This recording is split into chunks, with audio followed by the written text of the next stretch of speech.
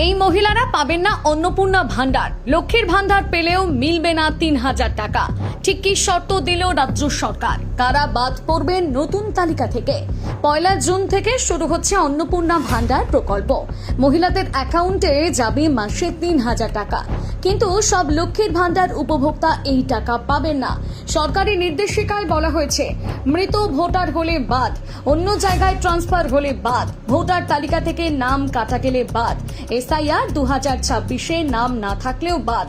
অর্থাৎ লক্ষ্মীর ভান্ডারে টাকা পেলেও ভোটার ভেরিফিকেশনের সমস্যা থাকলে অন্নপূর্ণা ভান্ডারে ৩,০০০ টাকা বন্ধ হতে পারে। তবে একটা বড় স্বস্তির খবরও আছে। যারা সিএএ-তে আবেদন করেছেন বা নাগরিকত্ব পেয়েছেন তারা এই প্রকল্পের সুবিধা পাবেন বলে জানানো হয়েছে। নতুনভাবে আবেদন করতে চাইলে কি করবেন? খুব শীঘ্রই কিন্তু আবেদন করতে পারবেন অফিসিয়াল পোর্টালে, এবং অফলাইনের মাধ্যমেও করতে পারবেন আবেদন। এখন প্রশ্ন হলো, আপনার নাম কি ভোটার তালিকায় ঠিক আছে? আপনি কি পাবেন অন্নপূর্ণা ভান্ডারে ৩,০০০ টাকা?